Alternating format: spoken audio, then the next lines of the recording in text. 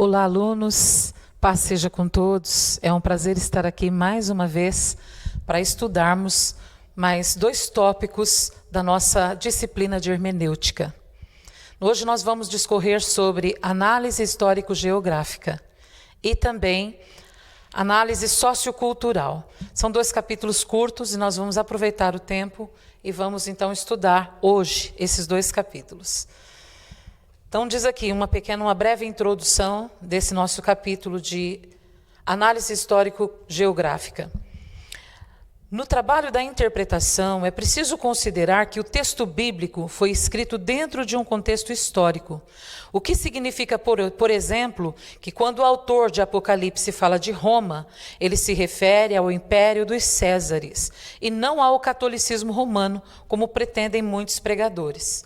Osborne, que é um comentarista, historiador, acerca dos textos bíblicos, argumenta que cada um foi escrito dentro de um ambiente cultural concreto e de uma situação concreta, ok? E quanto à geografia, a exigência é a mesma. Caso contrário, fica difícil, por exemplo, compreendermos as razões por que a água possui tanta importância na Bíblia, como símbolo de verdades espirituais. Ok, pessoal? Então, aqui no primeiro tópico do nosso estudo de análise histórico-geográfica, nós vamos ver o quê? Compreendendo a história.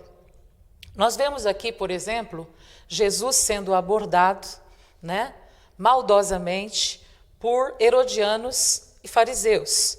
E eles formularam uma pergunta bem difícil para pegar Jesus.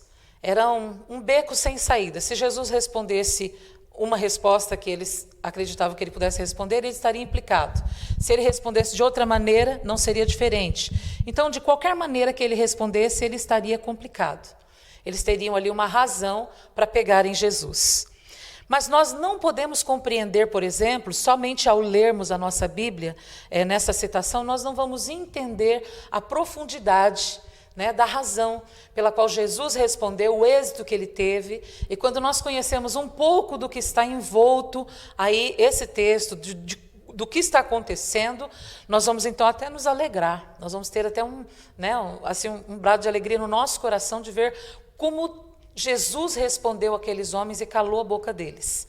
Por exemplo, eles estavam ali inseridos debaixo do governo de Roma, certo?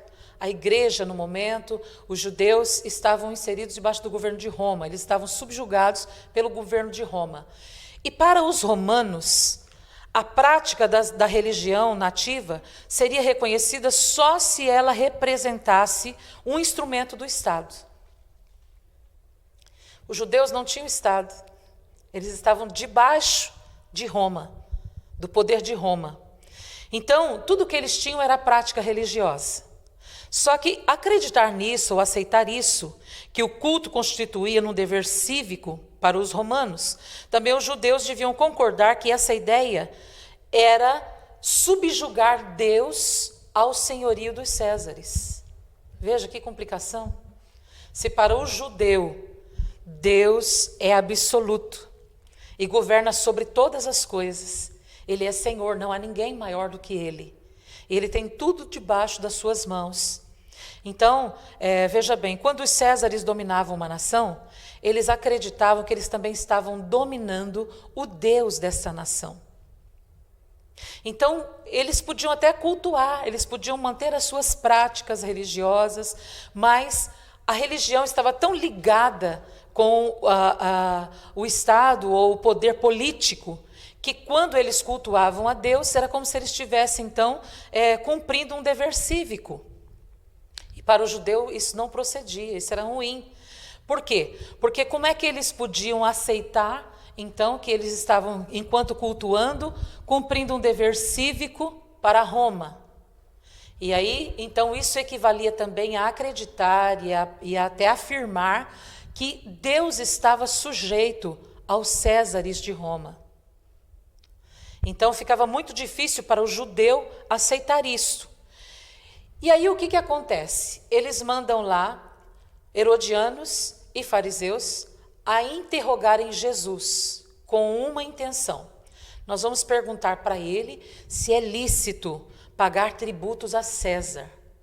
Tributos são impostos.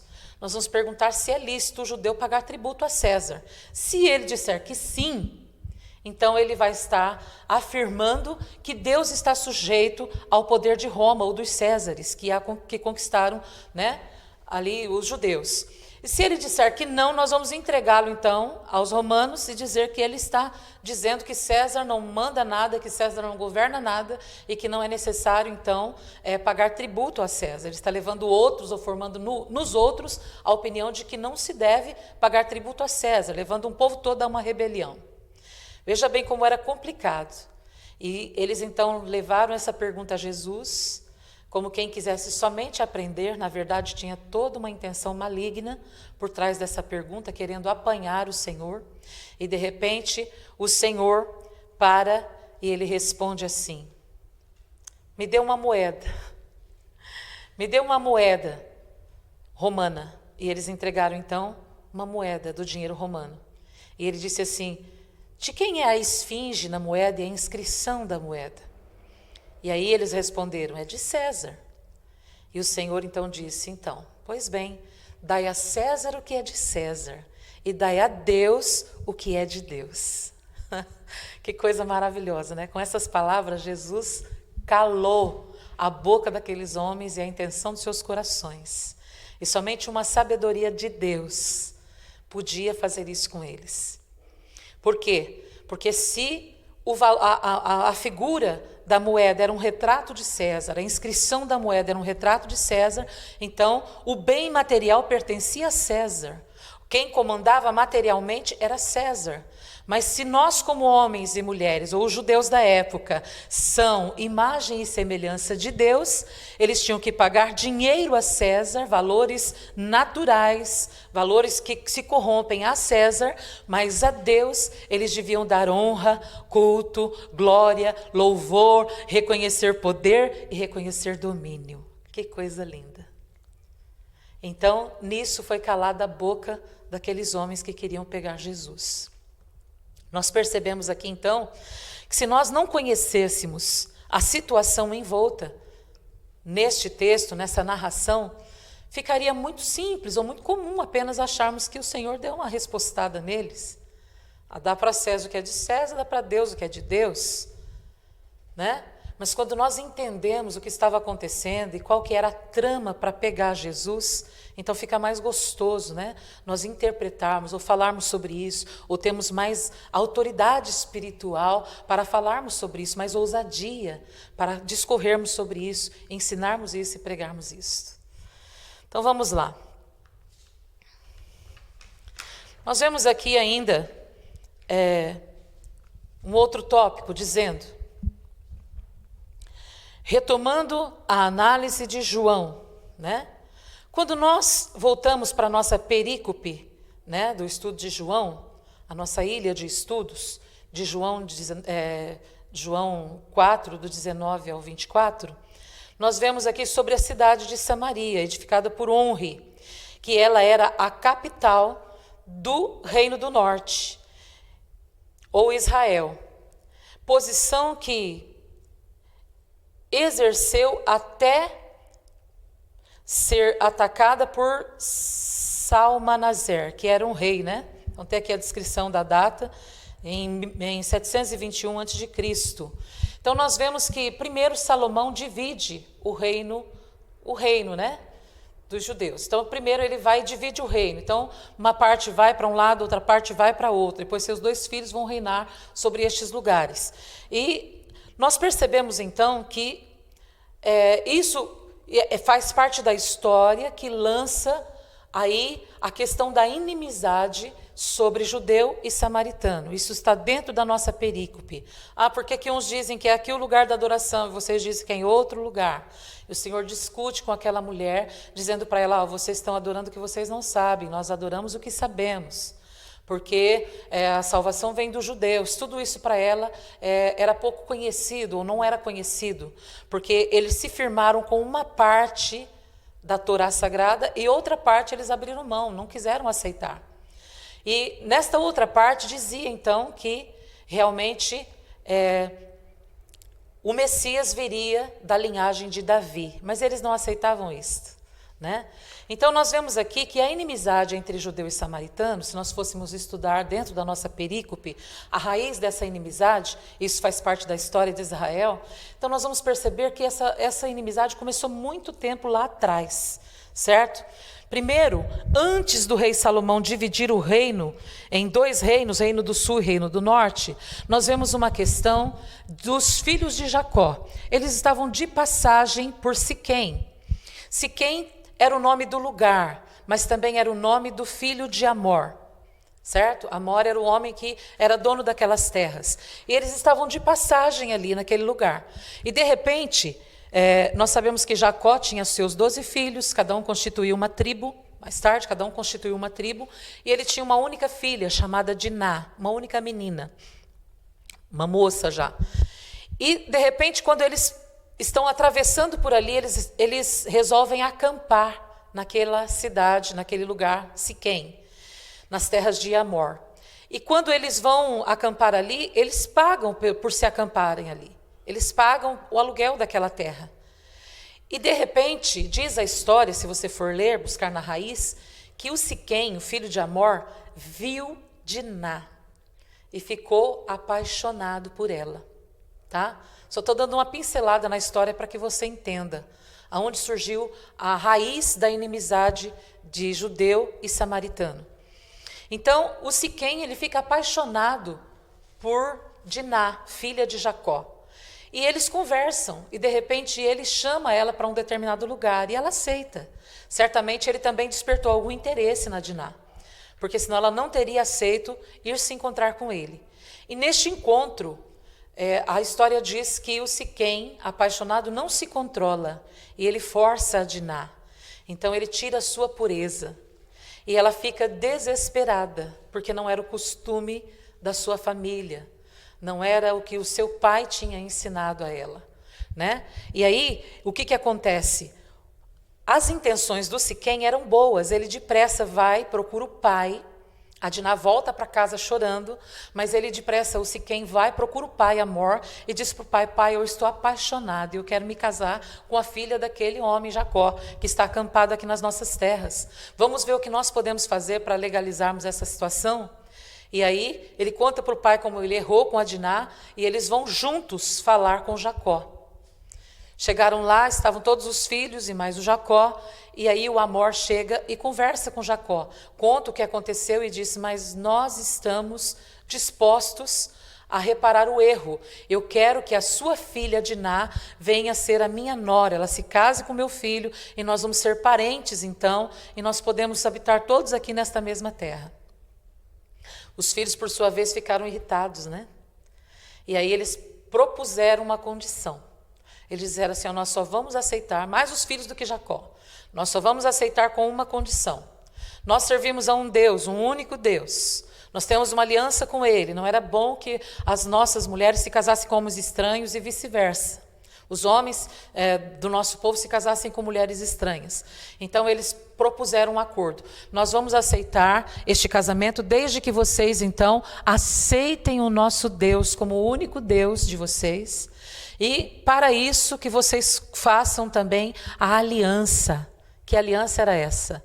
A aliança era nada mais, nada menos do que circuncidar todos os homens da casa de Siquém, da casa de Amor. Siquém, seu filho, o próprio Amor, todos os empregados, todos os escravos, todos os homens daquele povo. E o Amor achou que tudo bem, então. Se fosse essa condição, ele aceitaria, porque o filho estava muito interessado em Diná e seria um meio de repararem o erro. E aí eles aceitaram.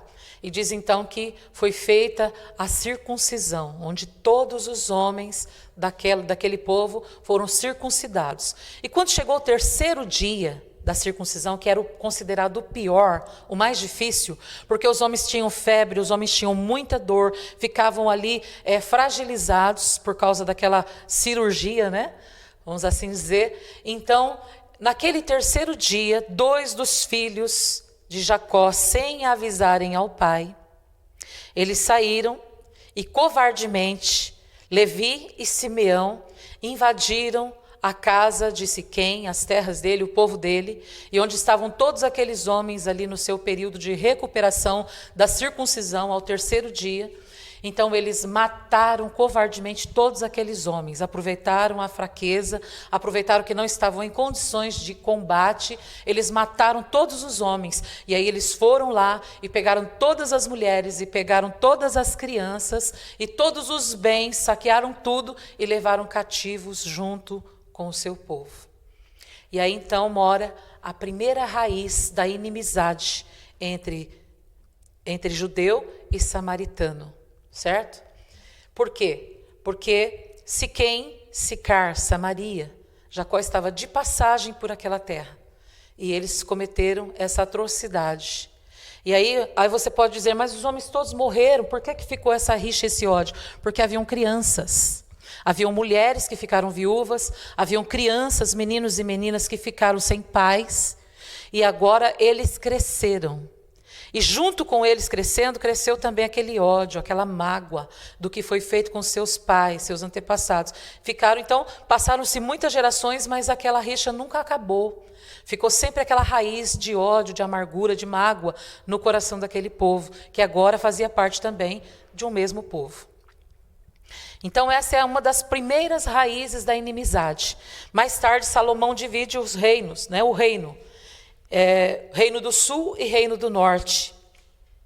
E aí nessa divisão, veja bem, então 10 tribos ficaram de um lado e somente outras 2 tribos ficaram de outro. As 2 tribos que ficaram com o Reino do Sul, eles se mantiveram muito fiéis a toda a palavra de Deus, a Torá Sagrada, a prática das coisas de Deus, e eles se mantiveram muito fiéis. Mas o Reino do Norte, ele não foi tão fiel assim. Por quê? Apesar de o rei ter mandado alguém lá para ensinar todos os costumes a eles, um sacerdote que mantivesse acesa a religião, eles também introduziram ali no meio daquele povo homens pagãos de outras culturas. E aí começaram a acontecer casamentos, as famílias começaram a se misturar, o povo começou a se misturar, dando origem então a um povo impuro. A um povo que já não era um povo de natureza tão fiel àquele povo que saiu do povo de Deus. E aí, eles começam então a fazer uma distinção. O judeu não considerava o samaritano, porque eles eram misturados agora. Os mesmos altos que foram edificados para oferecer sacrifícios ao Deus dos céus, ao único Deus, Javé, também agora eram corrompidos, porque homens pagãos de outra cultura subiam nesses mesmos altos para fazerem outros sacrifícios a outros deuses, até sacrifícios humanos, com seus próprios filhos. E aí a rixa foi aumentando, a inimizade foi aumentando. Eles não se consideravam. À medida que samaritanos disputavam o direito legal de serem povo santo de Deus, povo separado de Deus, também os judeus excluíam e desprezavam os samaritanos.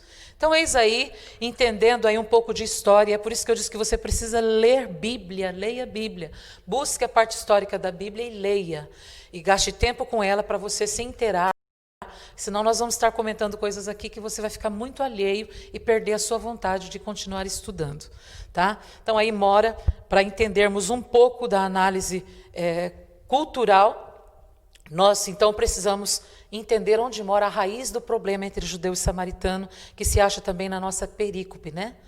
E, enfim, no tópico 2, aí adiante, nós vamos ver o quê? Compreendendo a geografia, certo? Nós estudamos até aqui a análise histórica. E agora nós vamos ver sobre a geografia. E nós observamos que da mesma maneira como para entender a história, nós precisamos analisar o contexto em que o texto está inserido. Para entender também, né, julgar um texto, nós precisamos entender da geografia do lugar, certo? Sobre aspectos geográficos presentes no cenário de João 4, 17 até o 24, nós podemos considerar as seguintes informações. Há poucas informações disponíveis acerca das fronteiras do território de Samaria. Então, quando o reino foi dividido, nós temos pouca coisa aqui para ilustrar o que acontecia. Mas uma parte mais, onde tinha mais água ficou para quem era menor, e uma parte com menos água ficou para a tribo maior, né? Para o povo maior, que eram as 10 tribos, né? Do Reino Norte. E então eles tinham ali muitos poços cavados. Também o poço de Jacó, cavado, onde possivelmente Jesus, mais tarde, está conversando com a mulher samaritana.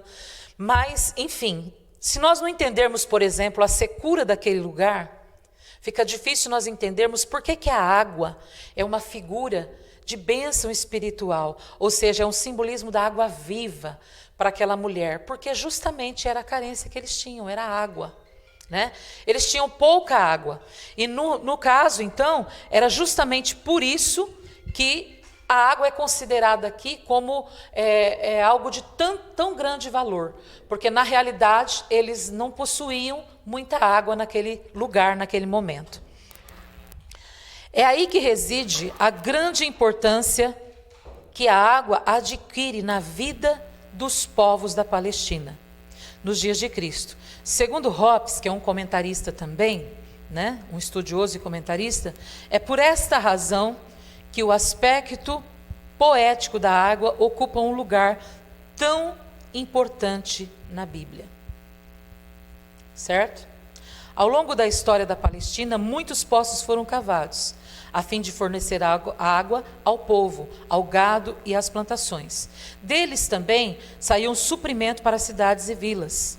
Seguramente a importância da água no cenário da Palestina foi um fator considerado por Jesus quando ele iniciou o seu diálogo com a mulher samaritana. E não foi por acaso que lhe ofereceu água viva, referindo-se à sua mensagem de salvação. Talvez para ela mesma a razão pela qual ela também não descartou a sua conversa. Porque sendo uma samaritana, inimiga do judeu, ela de repente podia dizer assim, eu não preciso conversar com o senhor, né? Mas ela considerou por quê? Porque na realidade a água interessava para ela, muito. Aquela mulher, como todo ser humano, precisava muito de água. E era comum que as mulheres da época buscassem água nas primeiras horas do dia. Elas iam em conjunto na fonte, era uma tarefa feminina. Quando aquelas mulheres saíam e iam na fonte de Jacó, longe de casa, com seus cântaros, suas vasilhas, seus potes, buscar água. Elas iam em várias, porque uma ajudava a outra, né? Uma ajudava a outra a levantar o pote, colocar no ombro ou na cabeça, como elas costumavam carregar. E nós percebemos que a samaritana, ela buscava a fonte numa hora imprópria, ao meio-dia. Numa hora em que o sol daquela região desértica estava escaldante. Na hora mais quente do dia, aquela mulher ia ao poço de Jacó. Por quê? Porque certamente ela tinha desafetos com as demais mulheres da sua época e da sua cidade. Pelo fato dela estar tentando matar a sede da alma dela em relacionamentos. E isso implicava muitas vezes em tirar, né, marido de outras mulheres. Se envolvia com homens que não pertenciam a ela. Quando, por exemplo, ela pergunta para Jesus onde era o lugar da adoração, Jesus falou, você quer saber? Vai lá na cidade, chama seu marido e volta aqui. E ela disse, eu não tenho marido. E Jesus disse, você falou certo, você não tem. Você já teve 5. E o que você tem agora não é teu. E ela fica então atônita com aquilo, percebendo que quem estava falando com ela era um profeta. Ela identificou Jesus como um profeta. Por quê? Porque certamente falou de coisas que ela não tinha contado. Mas o que prende aquela mulher nesse diálogo é que o diálogo e o tema do diálogo era água. E Jesus aborda ela falando para ela de uma água da qual ela nunca mais terá sede. Entendendo humanamente, ela pensava, então me dá essa água porque eu não quero voltar aqui. Olha o sacrifício que eu faço, eu venho aqui ao meio-dia, eu não tenho amigas, eu não conto com nenhuma mulher que me ajude. Eu não posso estar aqui no meio das outras, eu não sou querida, eu não sou aceita, eu não sou bem-vinda. Mas de repente Jesus mostra para ela que a água da qual ele fala é uma água espiritual. E aí se desenrola o diálogo, toda a narrativa do diálogo dos dois, onde Jesus oferece para ela uma vida eterna. Amém? Uma água viva que mata a sede da alma. E ela foi transformada. Nós temos aqui uma leitura complementar. princípios de interpretação da Bíblia e o pano de fundo histórico, mas isso é para você. Então você leia bem em casa, porque a sua autoatividade vai exigir que você conheça um pouco mais, ok? Nós vamos então ao capítulo 5, onde nós vamos ver aqui análise sociocultural. Do mesmo jeito que nós analisamos história e geografia, agora nós vamos ler sociedade e cultura, né? Então vamos lá. Temos aqui uma breve introdução, onde diz assim: nesse capítulo, nós veremos alguns elementos socioculturais presentes no cenário dos acontecimentos da Bíblia. Enxergar os valores sociais e as estruturas políticas dentro do espaço e do tempo em que existiram será de grande valor ao intérprete da Bíblia. A análise sociocultural do texto bíblico é o estudo dos aspectos e valores da sociedade, como, por exemplo, a organização política, a cultura, a religião, que compõem o pano de fundo dos textos sagrados. Ok? Então vamos lá, tópico 1, compreendendo as estruturas sociais. É de suma importância que o intérprete conheça a estrutura social e os seus valores da sociedade a quem os profetas falaram e em cujo meio Jesus exerceu o seu ministério. Seguramente este conhecimento facilitará o trabalho do pregador, do professor ou do conselheiro eclesial que tem a Bíblia como ferramenta. Nós não vamos fazer aqui o estudo dos elementos socioculturais e políticos da Bíblia. Nós vamos apenas demonstrar como é importante conhecer as particularidades sociais do mundo de onde a Bíblia emergiu e extrair alguns exemplos de importância hermenêutica. E para isso nós vamos tratar então a família como objeto de análise, ok? Então nós vamos usar aqui as famílias para analisar a cultura e a política, né, do lugar. Vamos lá. E para isso nós vamos falar então de casamento. Sendo a família e a sua estrutura fatores de grande relevância na formação da sociedade bíblica, torna-se imprescindível a posse de informações sobre este assunto. Na busca de um entendimento de determinados personagens da Bíblia, vejamos, por exemplo, o casamento.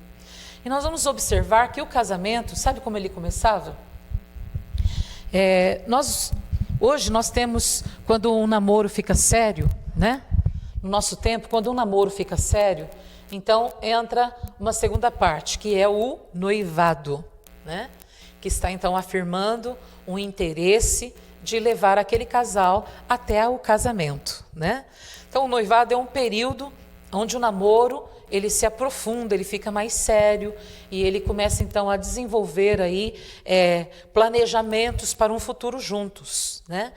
Mas nos tempos bíblicos, que o namoro não era como o de hoje, né? Nos tempos bíblicos o namoro era totalmente diferente. Eram os pais quem decidiam pelos filhos. Nós vemos aí a questão, por exemplo, do dote, né? Todo homem pagava um dote pela sua noiva, pela moça com quem ele queria casar. Isso também implicava em que houvesse aí um equilíbrio, preste bem atenção, isso implicava em que houvesse um equilíbrio entre, vamos dizer assim, o padrão socioeconômico dos dois, né? O padrão de economia do casal. Por exemplo, se uma moça era simples, muito simples, de origem mais humilde, o homem que quisesse casar-se com ela, ele podia dar um dote equivalente ao nível da família, certo? Ao nível econômico da família. Então, ao padrão econômico da família. Se a família fosse uma família humilde, o dote tinha que ser equivalente à economia da família, né? Ao padrão que a família tinha. Se, por exemplo, acontecesse de um homem muito rico e importante, bem abastado, querer uma moça muito humilde, ele podia pagar um padrão de acordo com a origem da família, ou ele podia, então, oferecer um dote muito maior. Tudo bem. Mas se, por exemplo, um homem muito mais pobre, mais simples, de repente almejasse se casar com uma moça da alta sociedade, uma moça que os pais tinham um padrão econômico muito alto, então ele não podia oferecer um dote menor do que o padrão, né, que a família tinha, o padrão econômico da família. Por quê? Porque isso se instalaria num julgo desigual, dizendo o quê? Que aquele moço não teria condições de sustentar aquela moça com os costumes que ela tinha sido criada até ali. Certo? Então, entrava aí o dote. Quando o rapaz queria se casar, e seus pais, geralmente os pais escolhiam, os pais iam lá falar com os pais da moça, e eles ofereciam esse dote, que era para ter um equilíbrio do padrão, né? Do padrão financeiro, né? Para que um pudesse estar bem na companhia do outro. E aí o que entra? Entra que o namoro começava, mas esse namoro, quando a moça era prometida ao rapaz, tinha um tempo chamado-se desposamento ou desposar. Então, seria o período equivalente ao noivado. Mas eu creio que nem o namoro em si, havia sim, então, a promessa de que fulana seria de cicrano. Os pais consentiam, o dote era dado, e aí no período de um ano, aquela moça, ela saía da sua casa, pegava os seus pertences, ela saía da casa dos pais e ela ia para a casa do seu noivo. Né? Ela estava, então, iniciando o período de desposamento. O que era esse desposamento? Aí era namorar, era ficar junto, era como hoje o namoro, de maneira nenhuma. Eles não se tocavam fisicamente, eles tinham maior respeito. Esse período era para que a moça convivesse, sim, mais de perto com o rapaz, mas era para que ela conhecesse os costumes da casa, os costumes da família, como aquele moço era tratado, como que, por exemplo, as comidas, como era feito, todo ali o costume daquela casa, né? Então, aquela moça, ela ia lá para conhecer como era o tratamento naquela família, o que era comum, porque nós sabemos que cada família tem uma educação, não é?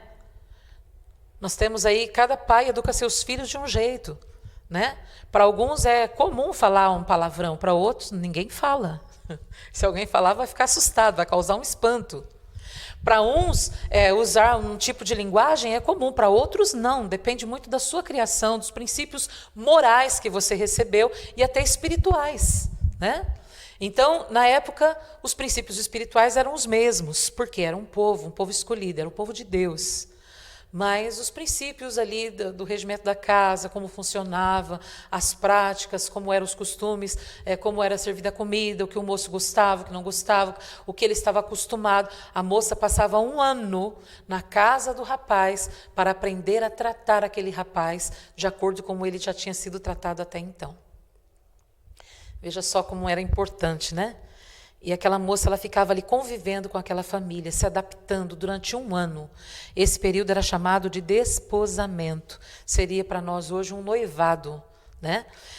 E quando nós entendemos isso, fica fácil entender, por exemplo, por que o José, quando percebeu que a Maria estava grávida, ele planejou no seu íntimo, sem dizer nada para ninguém, nem para a mãe, nem para o pai, nem para ninguém. Ele planejou deixar a Maria. Secretamente ele ia fazer isso. Ela estava dentro da casa dele por um ano. Ele ia sair na calada da noite, quietinho, sem difamar ela, sem dizer nada, e ele ia dar um rumo na sua vida, ele ia para outro lugar. Por quê? Primeiro, para não difamar a Maria. Olha que dignidade, que decência do José, né? Que hombridade, bonito de ver. Por outro lado, porque ele percebeu que ela estava diferente, ele sabia que ele não tinha tido nenhum contato com ela. E isso era muito importante para a cultura judaica. Então, por exemplo, a festa do casamento durava 7 dias. Aí também nós compreendemos o quê? A festa, as bodas em Caná da Galileia, quando o vinho acabou e ainda tinha muito que celebrar. Eles estavam provavelmente no 3º dia. Não é que o noivo comprou pouco vinho, não.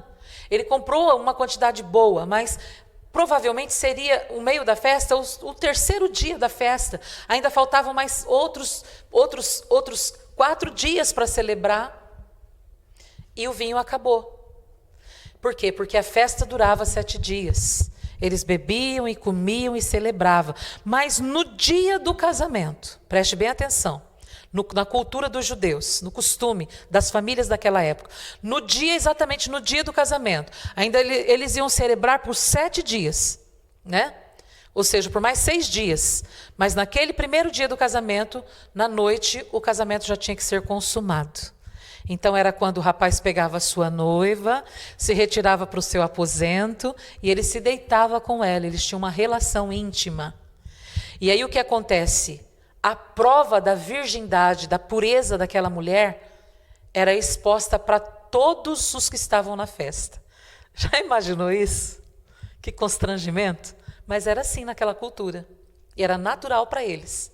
Por quê? Porque a pureza da mulher era muito importante para um bom casamento. Então, quando no primeiro dia da festa, à noite, o casal se retirava dos seus aposentos e eles tinham uma relação íntima, eles consumavam o casamento e o lençol da primeira noite com a mancha de sangue, né? Do rompimento, né? Da aliança da mulher, ela era colocada na janela do aposento do casal, lá em cima.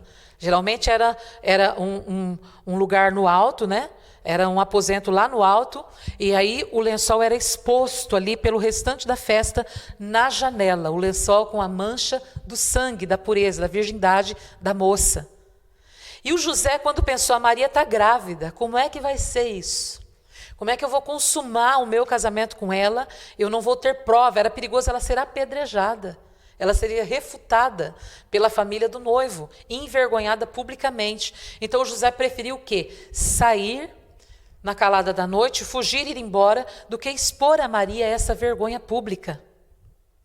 Mas quando ele planejava isso, o Espírito Santo de Deus em sonho visitou ele à noite, dizendo para ele: não temas tomar Maria como tua esposa, porque o que está nela é gerado do Espírito Santo.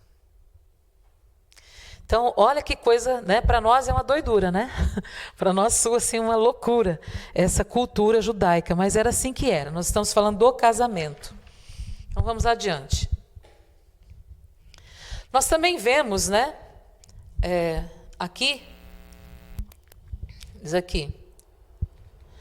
Nós também vemos aqui, por exemplo, entendendo a cultura judaica, nós podemos compreender, por exemplo, a história de Jacó, que trabalhou 7 anos para se casar com Raquel, que era a paixão, o amor da sua vida, e na noite da núpcia ele teve introduzida na sua recâmara Leia, e ele não percebeu isso no momento. Por quê? Porque as noivas, elas tinham no seu traje nupcial o rosto coberto. Ele não viu que se tratava da cunhada mais velha, que por sinal era vesga. Alguns dizem que ela não era bonita, era mais velha, não era muito bonita. E aí quando ele reclama aquilo, que ele percebe também, o Jacó já alto, né, porque bebia vinho, ele percebe que ele então tinha dormido com Leia e não com Raquel. Ele vai procurar o tio Labão, e dizer para ele reclamar, né, o seu engano. E aí Labão diz para ele: na nossa cultura é assim, primeiro se casam as mais velhas e só depois a mais moça. Então disse: mas se você quiser se casar com a Raquel, então você vai trabalhar mais 7 anos. Era o dote que o Jacó pagou. Jacó pagou 7 anos por Leia, que ele nem queria, e mais 7 anos por Raquel, que ele amava e desejava tanto, né? Então, entendendo a cultura, nós podemos entender essas situações, né? Vamos lá. Falando ainda de família, nós vamos conhecer então a lei do concubinato, ou seja, a poligamia. Nós falamos lá atrás, né, sobre, por exemplo, a poligamia. Era a cultura da época, quando Salomão tinha muitas mulheres, né? Tantas que ele nem pôde estar com todas elas, e embora ele fosse um homem de Deus. Então, nós falamos ali atrás que a cultura hoje não é essa, nem na nossa lei, nem na nossa cultura local, nos nossos dias, né? A coisa é diferente, e mesmo lá, para o povo de Deus hoje, isso mudou, né? Então nós vamos falar da lei do concubinato ou da poligamia, certo? A Torá reconhecia a bigamia como um ato legal, certo? Então na Bíblia, a Torá sagrada, ela reconhecia a poligamia como um ato legal. E por isso nós vemos então os homens, né, tendo mais que uma mulher. Mas ainda assim, Os legisladores da época formaram leis para definirem quantas mulheres cada homem podia ter. Só que isso não foi levado em conta por eles. Eles não ligavam muito para isso, não. E como não era uma lei que prejudicasse ninguém, isso foi passando adiante. Nós percebemos aqui, por exemplo, olha,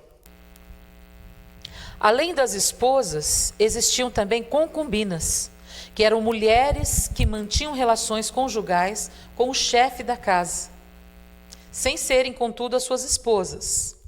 E elas eram, geralmente, expectativas criadas, dadas como dote pelos pais às noivas.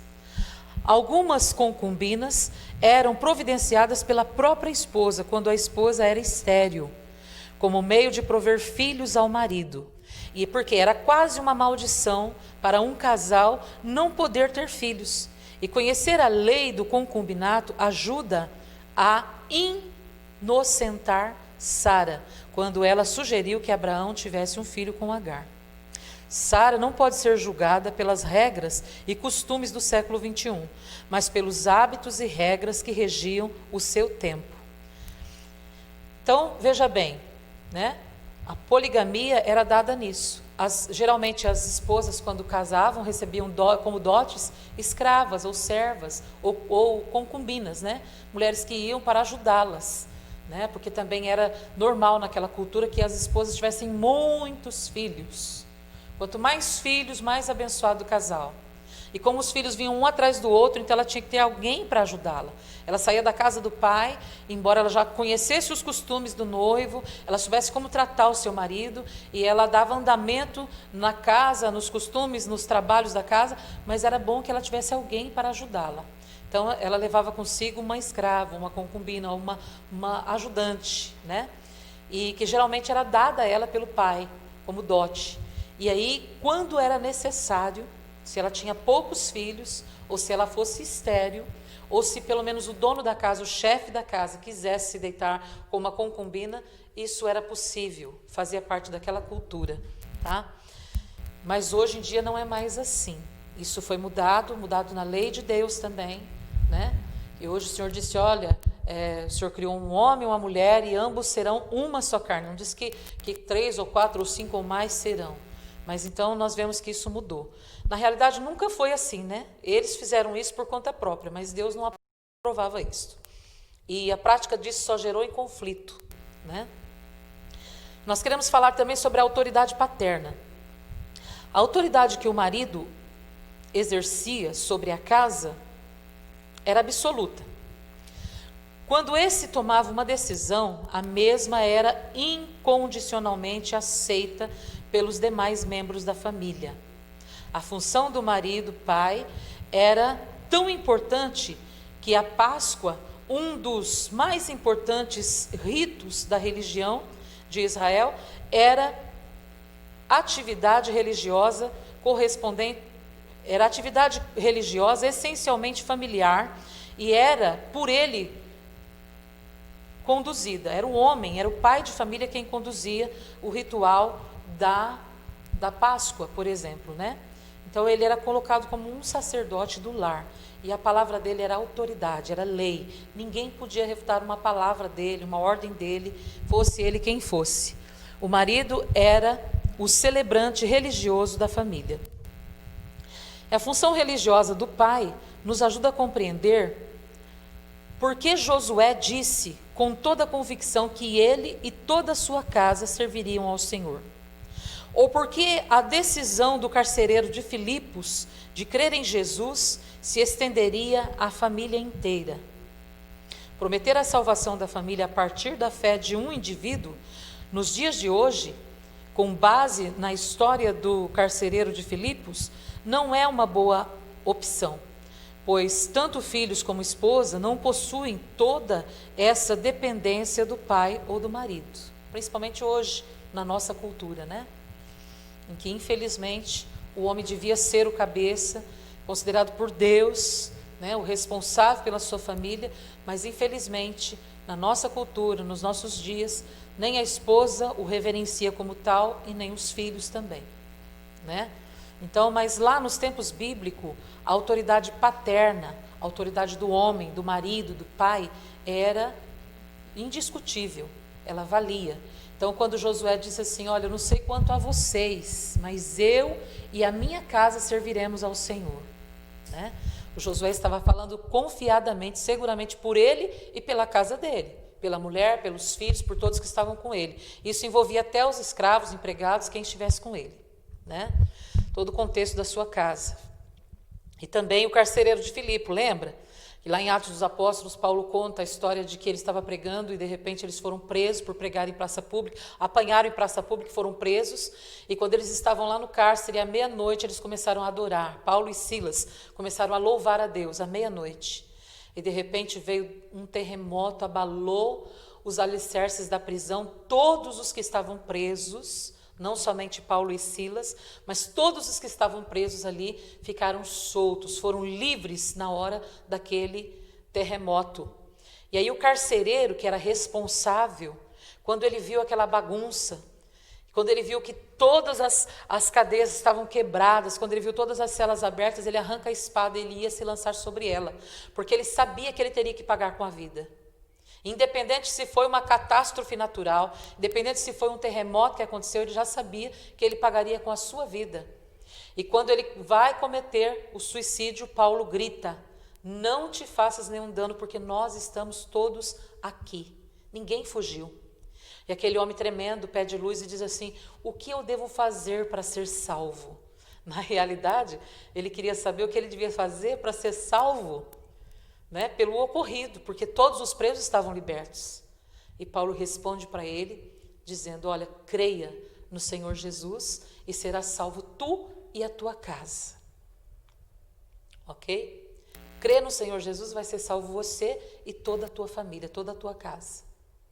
E aí Paulo aplica para ele a palavra de Deus, ele aceita, e aí a gente vê que toda uma situação ocorre, eles vão à casa o Paulo e o Silas vão à casa do carcereiro, são alimentados, feito curativo nas suas feridas, a sua família toda é abençoada e crê no Evangelho e realmente são salvos, né? Passaram a ser cristãos, né?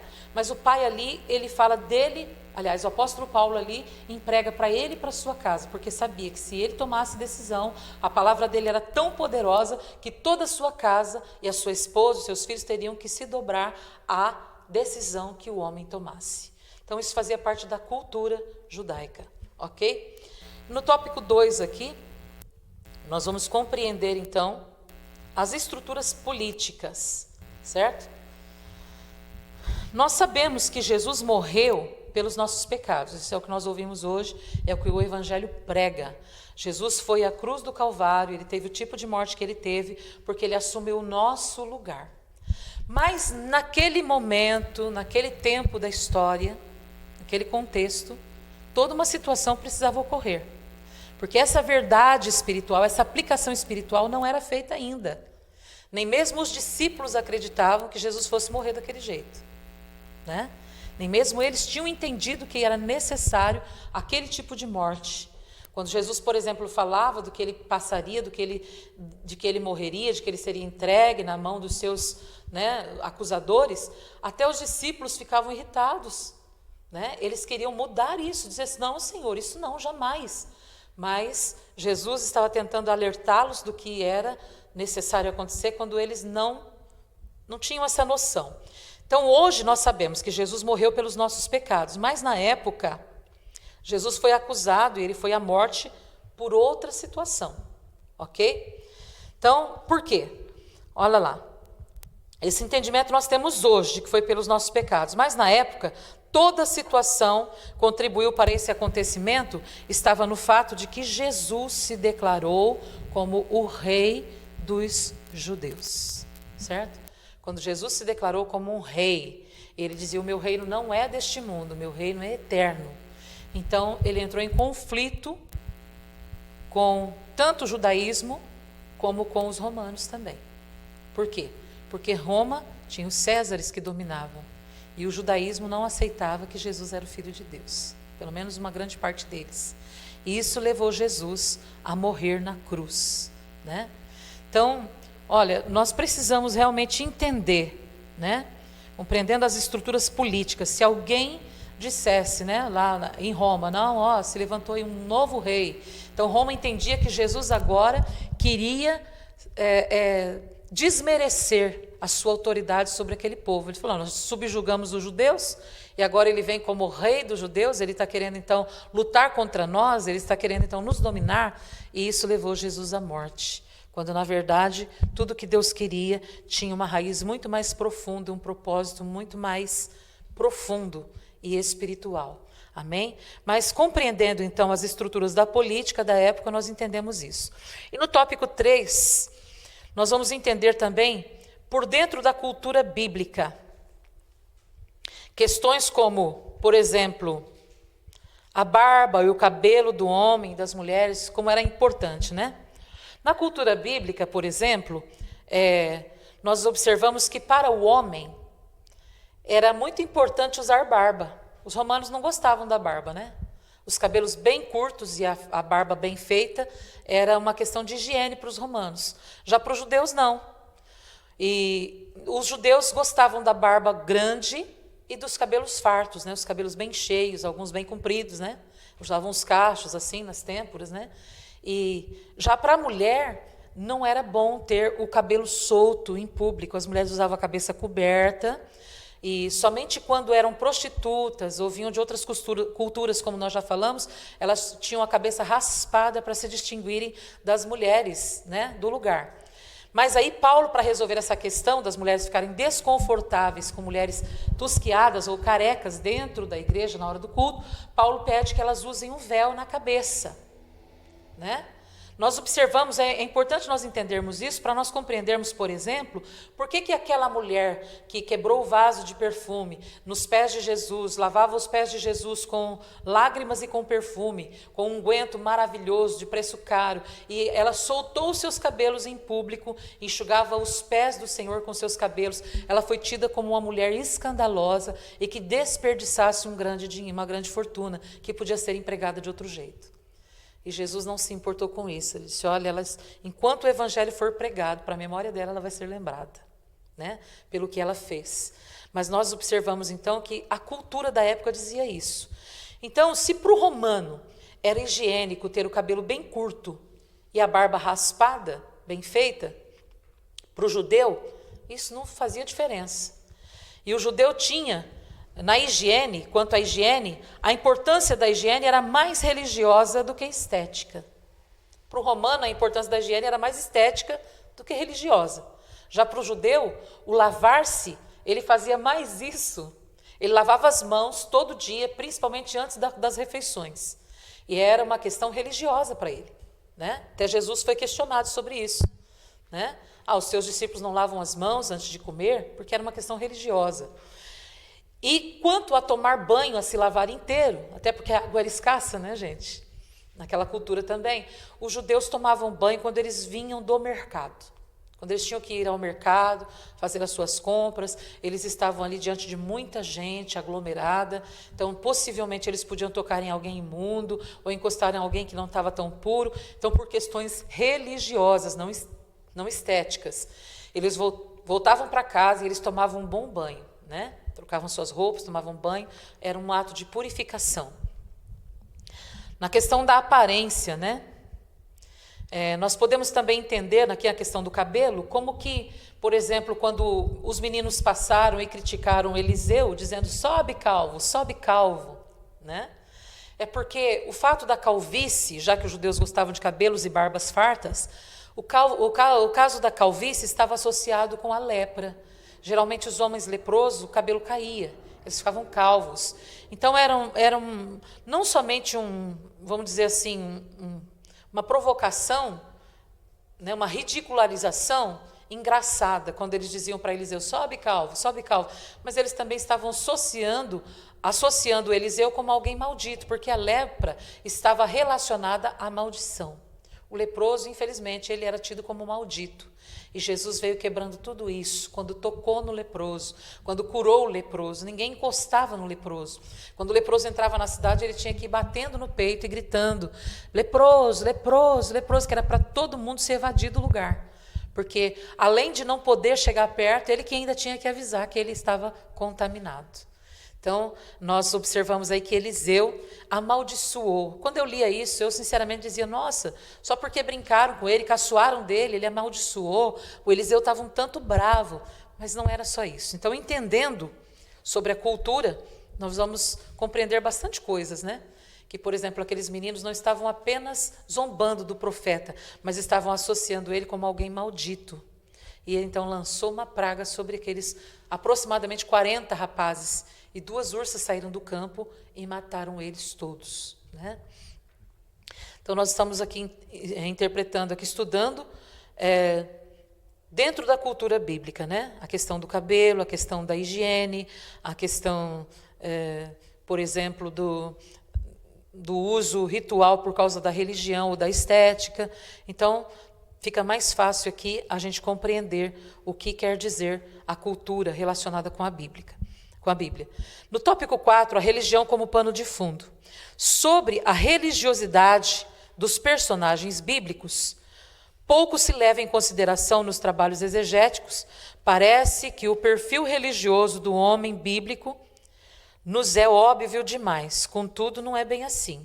O que isso indica? Quando a gente ouve falar de judeu, a gente acredita que o judeu ele era categórico em afirmar que só havia um Deus, quando na verdade não era bem assim, né? Num tempo em que se criam muitos deuses, né?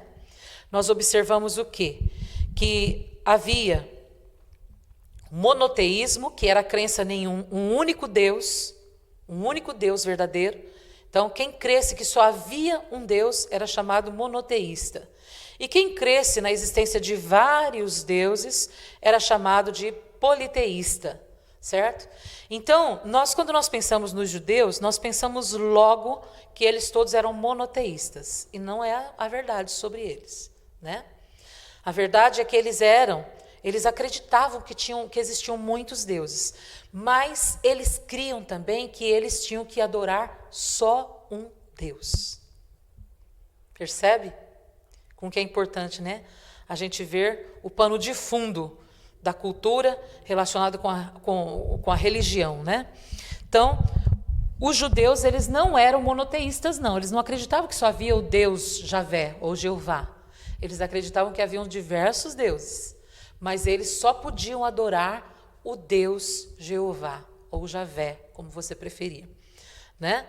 Eles eram então chamados de enoteístas. O que significa isso? Eu creio em muitos deuses, porém eu só posso adorar um. Então, era escolhido ali aquele que era patrono da sua cidade, da sua tribo, da sua aldeia, dos seus antepassados, se no caso era Javé ou Jeová, para os judeus. Por isso eles adoravam a Jeová, certo? Mas Isaías 43, verso 10 diz assim: antes de mim nenhum outro Deus houve, e depois de mim nenhum outro haverá. Então, o que levou os judeus a crerem assim? Né? O que levou eles a acreditarem nisto? Infelizmente, eles estiveram cativos muitos anos, né? Por 430 anos, o povo de Deus, o povo escolhido de Deus. Eu até creio que Abraão, Isaac e Jacó acreditavam em um único Deus verdadeiro. Não havia outro. Ele era único. E só ele merecia culto e adoração. Mas, por causa de um longo tempo que eles passaram ali, né, no Egito, onde se cultuavam muitos deuses, então eles foram se corrompendo. Por quê? Porque depois da morte de José, depois que entrou um outro faraó, aquele povo foi escravizado, e ainda diz de mais outros escravos que não eram da cultura hebreia, que estava lá também no Egito, e que quando Deus quis libertar, mandou Moisés para libertar o povo, esse povo, que é chamado na Bíblia de populacho, né? Olha o termo que se usa, o populacho, era um povo que também estava na condição de escravo, mas não eram judeus. E eles ficaram junto com os judeus, então eles foram libertos junto com os judeus. E na saída do Egito, eles saíram juntos também. Eles não continuaram cativos, não. Então esse populacho, eles vieram de outras culturas também. E morando 430 anos lá no Egito, é muito comum que agora as novas gerações crescem em diversos deuses. E até isso sair do meio deles levou um tempo. Até que eles fossem purificados disso, nós vemos que levou um certo tempo. certo? Então, olha lá, ó, na transição do enoteísmo para o monoteísmo, ou seja, desde que eles deixassem de crer que haviam vários deuses, mas eles podiam cultuar um só, até eles entenderem que realmente só havia um Deus, levou um tempo. Perdão, perdi aqui. A transição foi lenta, né? De deixar de crer em vários deuses para crer num único Deus. Foi lenta e cheia de confrontos. Começou com uma promulgação dos 10 mandamentos no Sinai e recebeu reforço com eventos em que o confronto de deuses estava por trás, de grandes duelos entre devotos narrados do Antigo Testamento, como o que ocorreu entre Elias e os profetas de Baal, por exemplo, e que se consolidou durante o cativeiro babilônico, certo? Então nós percebemos aqui que quando Moisés dá a lei para aquele povo, um dos mandamentos é: não terás outros deuses diante de mim. Não farás para vocês imagem de escultura, não se encurvarás a elas, não as servirás, não lhes darão culto, não pedirão nada a elas. Então era um dos mandamentos da lei de Moisés, a lei dada por Moisés, porque provavelmente quando aqueles homens, aquele povo, aquela nação entrou no Egito, eles entraram monoteístas, mas quando eles saíram de lá, 430 anos depois, eles saíram enoteístas, ou seja, crendo em muitos deuses, mas prestando culto ao Deus Jeová. Então, quando nós entendemos aqui a religião como pano de fundo, nós vamos elucidar muitas questões que antes nós não entendíamos, certo? Levou um determinado tempo, né? Depois nós vimos a batalha de Elias e os 450 profetas de Baal, né? Quando ele pede fogo do céu, se o Senhor é Deus, então o Senhor vai mandar fogo. E os profetas de Baal clamaram até meio-dia e fogo nenhum desceu. Se retalharam, se sacrificaram, dançaram, choraram, mas não veio fogo nenhum. Mas quando Elias clama a Deus, o fogo desce do céu, consome o holocausto, consome as pedras, lambe a água dos cântaros que foram jogados de água em cima daquela oferta de sacrifício, e o povo todo cai de joelhos clamando: só o Senhor é Deus. Então aí passa eles a acreditarem, por meio dos acontecimentos, que só o Senhor era Deus verdadeiro, os outros não eram nada. Amém? No Novo Testamento, o monoteísmo ainda era uma realidade, mas não está livre de influências, como a Cabala. Perdão, eu vou ler de novo porque eu errei. No Novo Testamento, o monoteísmo é uma realidade, mas não está livre de influências, como a Cabala e outras práticas religiosas não compatíveis com os ensinamentos da Bíblia. O povo para quem Jesus veio eram extremamente supersticiosos e até folclóricos, pois acreditavam, por exemplo, em fantasmas e em algumas outras crenças, né? Lembra quando Jesus vinha andando na água, e sobre a água, e ele de repente foi visto pelos discípulos, e eles então ficaram assombrados pensando que eles estavam vendo um fantasma, né? Ali pairando em cima da água e vindo de encontro com eles. Eles não achavam de maneira nenhuma que fosse Jesus. Por quê? Porque havia uma lenda na época que quando um fantasma aparecesse em alto mar, quando os pescadores estivessem pescando à noite, se aparecesse um fantasma, então a embarcação deles iria virar. Era um presságio, era um mau presságio de que a embarcação fosse afundar. E quando eles viram Jesus caminhando de encontro com eles, né, andando sobre as águas no meio da noite, eles ficaram assombrados e pensaram: certamente nós vamos morrer. Então, nós percebemos que isso é o quê? É uma crença folclórica, né? É uma crença ainda de uma irrealidade. Por quê? Porque eles ainda, apesar de serem monoteístas e crerem agora só em um único Deus, eles ainda estavam cheios de outras lendas, né? Cheios de outras superstições, ok? Vamos lá. Aqui ainda, nós vemos aqui a questão... Olha, por falar da teologia de João, nós vamos retornar para a nossa perícope, a nossa ilha de estudos, uma análise de elementos da religião existente entre judeus e samaritanos. A questão em torno do lugar da adoração era o centro de inúmeras discussões teológicas envolvendo judeus e samaritanos. Se os samaritanos fossem pagãos, talvez fossem menos hostilizados pelos judeus. O fato é que a teologia dos samaritanos possuía muitos pontos em comum com a dos judeus. Ambos adoravam a Jeová, ou Javé. Ambos, tanto os judeus como os samaritanos, consideravam a autoridade do Pentateuco, ou seja, dos 5 primeiros livros, da Bíblia, os livros históricos. E alimentavam a esperança da manifestação de um Messias, que os livrassem do cetro dos seus dominadores, no caso Roma. Tanto judeus como samaritanos observavam a prática da circuncisão e a guarda do sábado, e a lei acerca do consumo de sangue, e esperavam a realização de um juízo final em que todos seriam julgados pelo Messias, que premiaria ou puniria os crentes de acordo com as suas obras.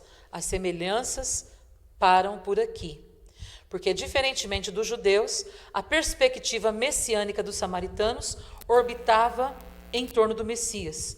Um reinado davídico estava fora de cogitação, visto que os samaritanos só admitiam o Pentateuco de um todo do Antigo Testamento. Então, o que eu acabei de falar lá atrás, entre a rixa entre eles, por que os judeus não acreditavam? Por que Jesus aborda a mulher dizendo para ela assim, você adora o que você não sabe, nós adoramos o que sabemos, porque a salvação vem dos judeus. Eles consideravam o Pentateuco, os 5 primeiros livros, e como sendo ali o livro sagrado. Mas os demais livros, tipo as profecias, salmos, livros sapienciais, livros poéticos, eles não consideravam, certo? Eles não consideravam. E aí o que acontece? Era exatamente nesses livros que estavam as promessas de que o Messias viria e todas as indicações de onde ele surgiria.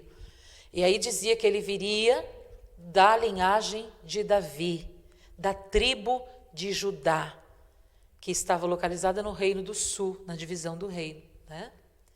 Então aí Jesus fala para ela assim, você adora o que vocês samaritanos adoram o que não sabem, nós adoramos o que sabemos, porque eles tinham maior conhecimento da Bíblia como um todo, enquanto que os samaritanos só consideravam, eles refutavam o resto da escrita e só consideravam o Pentateuco, os 5 primeiros livros de Moisés.